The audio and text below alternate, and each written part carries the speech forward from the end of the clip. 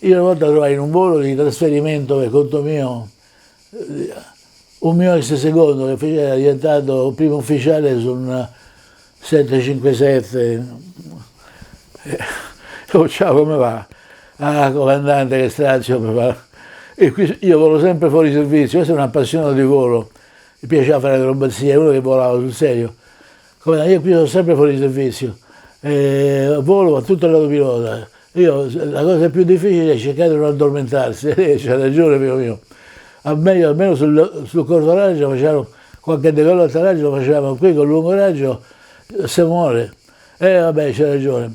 In realtà, questo è vero, io quel pochissimo che ho fatto di lungo raggio, mi ricordo, era una cosa allucinante farsi 11 ore di volo diretto per Caracas, ore e ore su un letto di nubi che riflettevano la luce del sole e ti accecavano, piattaforma inerziale, autopilota, tutto è fatto. L'unica cosa da devi fare è di controllare ogni tanto, mettere i punti successivi sulla piattaforma inerziale, controllare tutti gli strumenti che potevano avere, ma dove controlli, ho capito, e sta sempre là, cioè non è nulla da fare. Allora signorina mi porta un caffè, guarda se vuole c'è un pasto di classe, beh, portalo, ma insomma, io per fortuna poi sono passato al 19, dove lì piloti molto a mano, insomma, ma anche se piloti dell'autopilota sei più attivo, perché devi atterri, ma il lungo raggio è alienante per me, almeno per un pilota. Per quelli vanno a fare piloti così facessero gli impiegati, allora va benissimo, se no non fanno niente, dormono, leggono il giornale, la ragazza le porta il caffè, il tè, il pasto di pilota, a me non va bene, allora va bene, non dico nulla. Io per il mio carattere non accetto. Uscito dall'Italia mi sono messo a fare l'istruttore all'Urbe, all'aeroporto dell'Urbe. Ho avuto anche lì, io pensavo che mi sarei annoiato a fare l'istruttore, invece ho avuto molte soddisfazioni. E lì mi hanno consigliato di fare un libro sull'addestramento e ho fatto, appunto, dicevo, quasi manuale di volo. Un libro che non è un vero manuale di volo, ma dico tutte quelle cose che normalmente negli altri manuali non se ne parla. E poi i soliti amici dicono, hai fatto trasporti, calcio pomeridieri, e poi c'era il terzo capitolo, l'Italia. E ho scritto, mi viene da ridere perché ho fatto investire un sacco di gente, ho scritto lì intitolato l'Italia, e dove io racconto tutto quello era l'Italia degli anni 70, 75. E io, come al solito, il mio vizio, io parlo sempre forte e chiaro, sono sempre sincero, non invento niente e non dico mai cose false. E lì era lì, quello che c'era di buono, quello che c'era di sbagliato. Io all'Italia mi impegniamo a fare sempre relazioni, commenti sui piani di volo, e molti miei colleghi dicono, ma che te lo fa fare, tanto non cambia niente. E non è vero.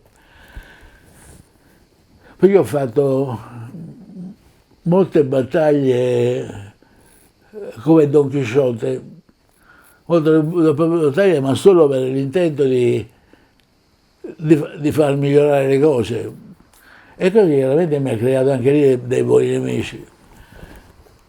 E a volte sono anche un po' troppo polemico. Una volta mi ricordo che in uno dei rapporti segnalai una cosa che ho già segnalato tante volte e non mi avevano mai risposto.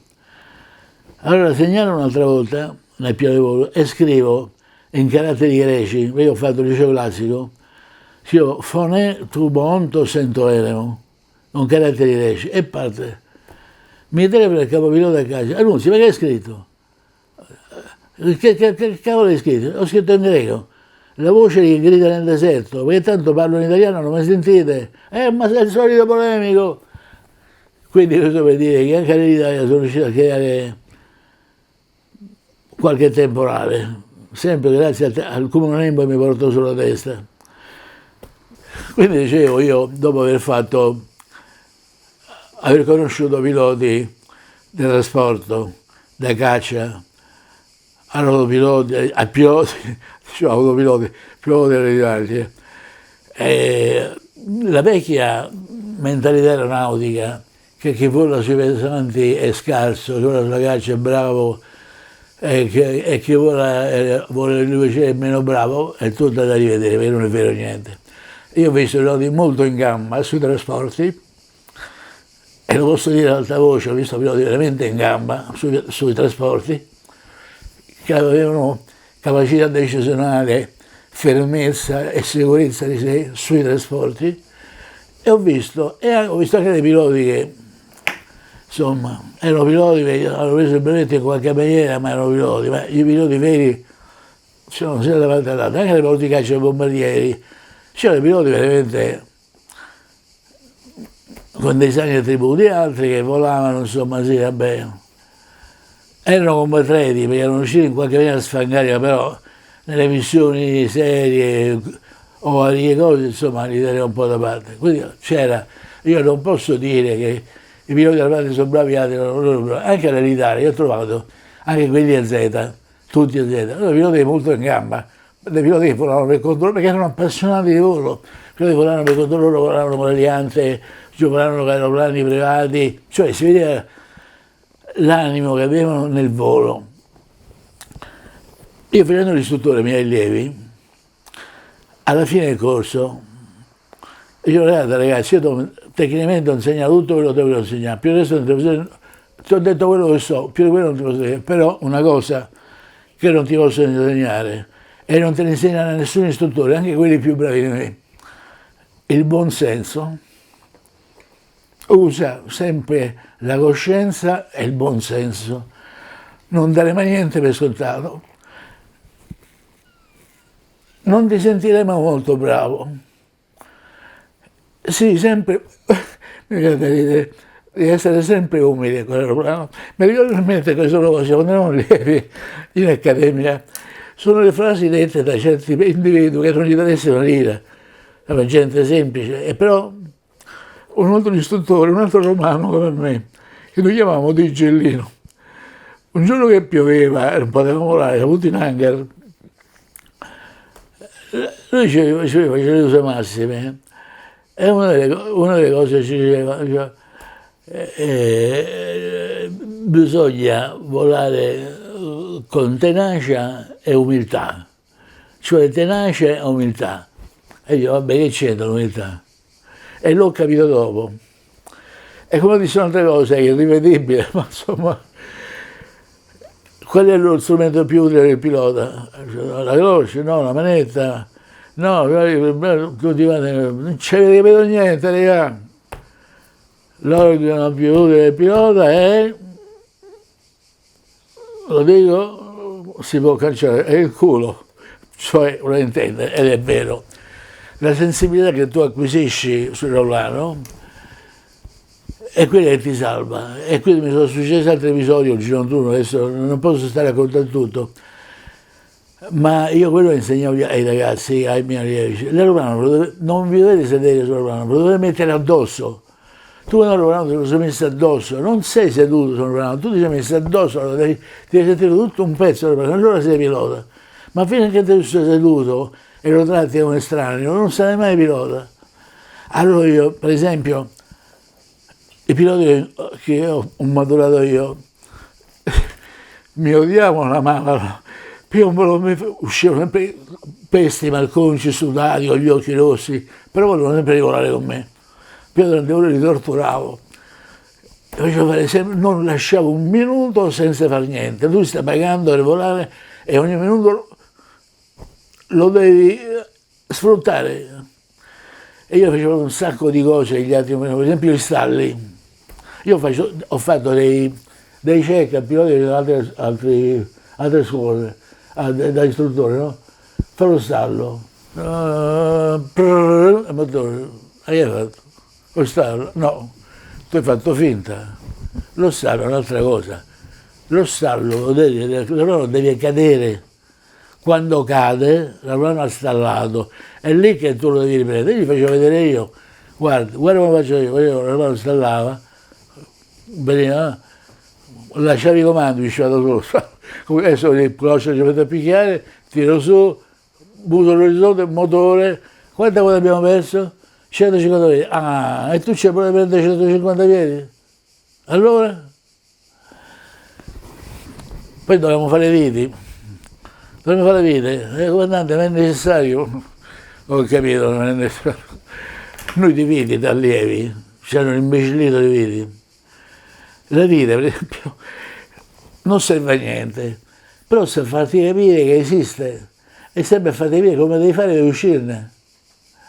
Noi da allievi a Pomigliano eravamo bambini, io avevo 19 anni, missioni sul campo, viti, con Macchi 416, che sarà il mio primo aeroplano. Vita a destra, vita a sinistra, tornare a 10.000 piedi, vita a sinistra, vita a destra, so quanti piedi, poi il T6. Il T6 per esempio è un altro, periodo scorbutico, per una volta preso la mano diventa un amico, ma all'inizio c'era da mettersi un po' d'accordo, perché era, cioè 600 cavalli, per cui in decollo e atterraggio c'era la sana tendenza ad andarsene fuori vista, allora dovevi. Beh, fare la vita col T6 era da fare i peli pure allo scimpanzé, perché faceva la vite strana, c'è una vite con il muso basso, mezzo giro con il muso alto, poi gli buttava giù il muso, gli tornava il muso alto, c'era una forma strana, poi tornava il muso giù, poi di nuovo il muso all'orizzonte e poi giù. Allora vabbè, ho fatto 3 giri di movimento, metti croce avanti e piede contrario. Mike Papacciardi non usciva. Allora cominciavi giustamente, prendeva, poi tutto pronto, usciva, tiravi su piano piano per non farlo riscaldare dai motori, hai perso un bel po' di quota, un paio di migliaia di piedi le hai perse. Però per dire, c'erano missioni solo di viti, ma dico, vai in volo e fai solo viti, e noi eravamo ragazzini, a 19 anni, 20 anni. Ora questi piloti civili che hanno paura anche di fare lo stallo, no. E infatti si è verificato che i piloti civili delle France hanno stallato 30.000 piedi e durante la caduta cominciavano a quebrare per uscire dallo stallo e sono finiti in mare, sempre stallando. Ma dico, se sorge un dubbio, fa la parola, fai quella contraria, no. Perché purtroppo, come dicevo prima, tu sei pilota d'aeroplano quando te lo senti addosso. Fino a che ti siedi sull'aeroplano e usi solo l'autopilota, l'aeroplano non lo capirai mai. E quindi, per concludere, i piloti, anzitutto io devo fare una premessa importante. Per me, chi è appassionato di volo, come me, e automaticamente mio fratello, quelli che volano per mestiere, così, sono piloti ma non fanno parte della mia genia, perché per me l'importante è l'amore per il volo. Io ho fatto un preambolo sulla eventuale riedizione di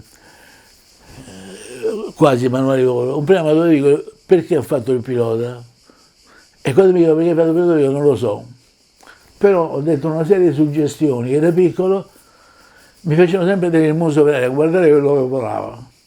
E in questo preambolo, ora non so se lo pubblicheranno queste cose, se no lo tiro fuori, lo pubblico per conto mio, sono riviste non importanti, perché io spiego anche a tanti piloti che come me si domandano ma perché ho fatto il pilota? Io francamente dico ma perché ho fatto il pilota? Ma la cosa bella è che io da piccolo davo per scontato che dovevo fare solo il pilota, cioè io non prendevo nemmeno in considerazione per fare l'ingegnere, l'avvocato, il medico, no, per me era scontato che dovevo fare il pilota, per cui mi sembra una specie di predestinazione, come dire, sei condannato che fare solo il pilota e basta.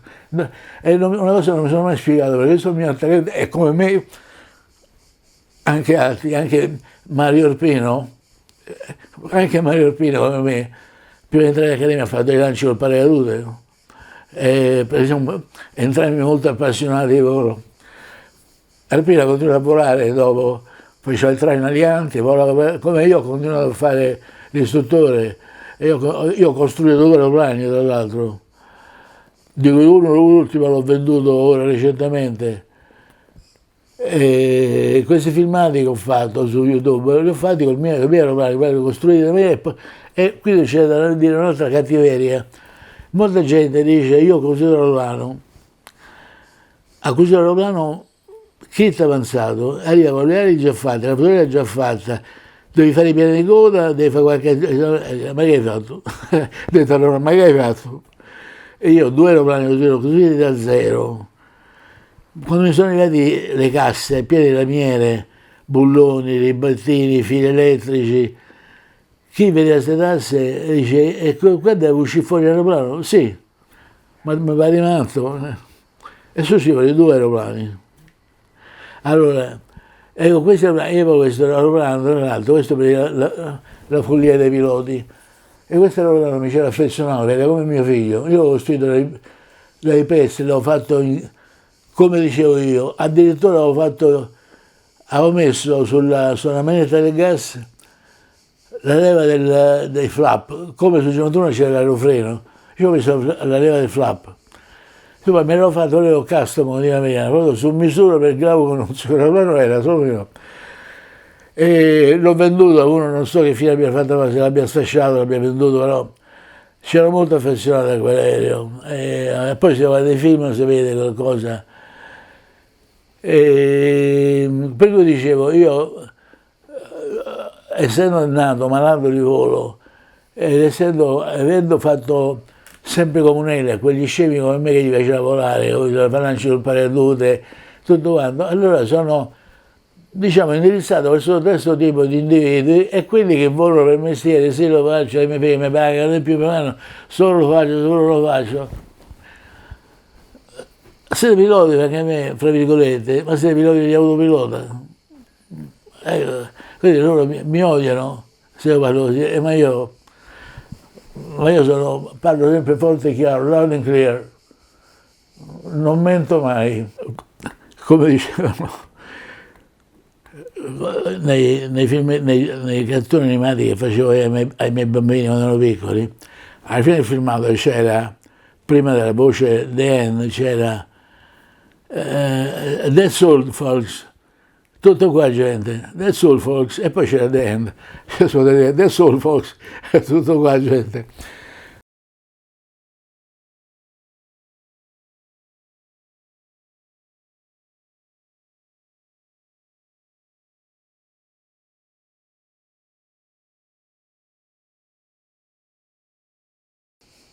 Abbiamo fatto più di 2 ore. Ah sì.